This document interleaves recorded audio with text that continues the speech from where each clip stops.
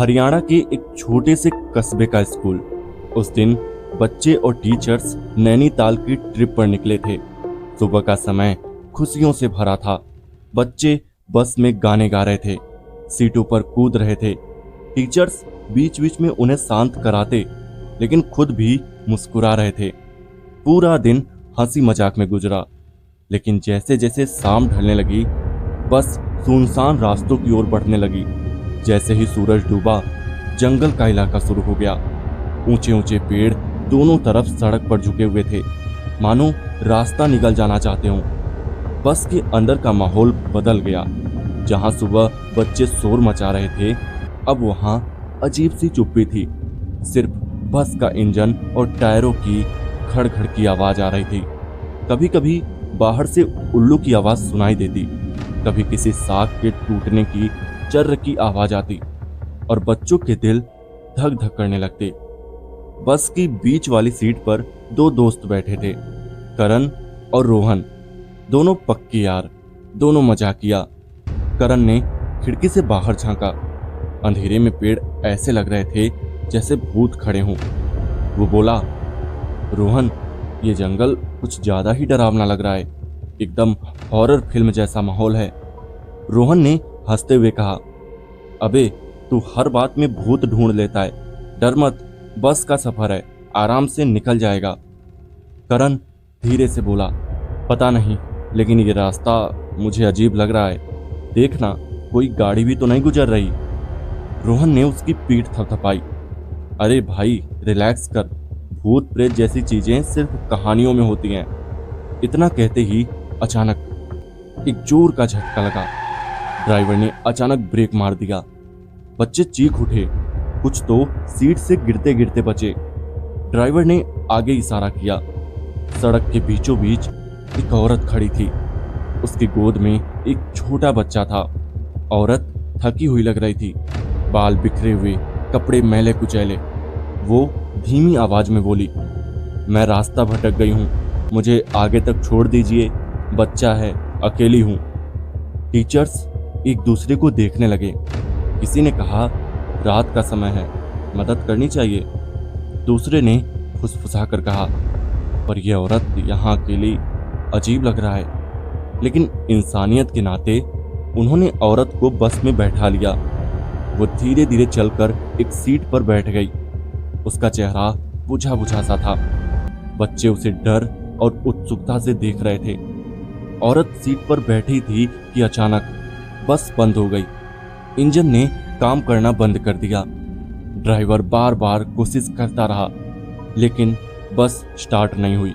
Teachers ने बच्चों से कहा, चलो नीचे उतरते हैं, तब तक ड्राइवर देख लेगा। सब लोग बस से बाहर निकल आए, लेकिन वो औरत अपनी सीट पर चुपचाप बैठी रही। करीब आधे घंटे बाद जब सब वापस बस में लौटे तो सीट खाली थी। वो औरत गायब हो चुकी थी। बच्चों ने चीख मार दी। टीचर्स के चेहरे भी पीले पड़ गए। अब बस के अंदर अफरा तफरी मच गई। कुछ बच्चे रोने लगे, मैडम, वो औरत कहाँ गई? टीचर्स खुद नहीं जानते थे कि क्या कहें। करण धीरे से बोला, मैंने कहा था ना, ये रास्ता ठीक नहीं है। रोहन बोला, शांत रह, घबराने से कुछ नहीं होगा, हमें पता लगाना होगा कि वो औरत कहाँ गई। करण ने डरते हुए कहा, मुझे नहीं जाना। लेकिन रोहन ने हाथ पकड़ लिया, चल, अगर हम देखेंगे नहीं तो बाकी सब और डर जाएंगे। दोनों टॉर्च लेकर बस से बाहर निकले। जंगल की हवा और ठंडी हो चुकी थी। पेड़ों की शाखें सरसराती, जैसे कोई कान में फुसफुसा रहा हो। करीब आधे किलोमीटर चलने के बाद उन्हें एक टूटा फूटा घर दिखा। घर पुराना था, दीवारें गिर चुकी थी, दरवाजा आधा टूटा और अध खुला था। चारों तरफ अजीब सी बदबू फैली थी। जमीन पर सूखे पत्तों के बीच कुछ सफेद सफेद हड्डियां बिखरी थी। करण कांप गया। उसने टॉर्च की रोशनी डालकर देखा तो वो इंसानों के कंकाल थे। उसने डर से कहा, रोहन, ये जगह ठीक नहीं है, चलो वापस चलते हैं। इतना कहते ही दरवाजा चरमरा कर खुला। दरवाजे से वही औरत बाहर निकली जो उन्हें बस में मिली थी। वो धीरे धीरे उनकी ओर बढ़ने लगी। उसका चेहरा अजीब तरह से बदलने लगा। त्वचा काली पड़ने लगी, आंखें लाल चमकने लगी, बाल बिखर कर चेहरे पर लटक गए, होठों से खून की बूंदें टपकने लगी। करण और रोहन सहम गए। वो औरत अब पूरी तरह चुड़ैल में बदल चुकी थी। तुम क्यों आए मुझे ढूंढने? अब तुम यहीं रहोगे हमेशा के लिए। दोनों दोस्त जान बचाकर भागे, जंगल में ठोकर खाते, झाड़ियों में गिरते पड़ते, पसीने से तरबतर। लेकिन चुड़ैल हवा में उड़ती हुई उनके पीछे आ रही थी। उसकी हंसी चारों तरफ गूंज रही थी।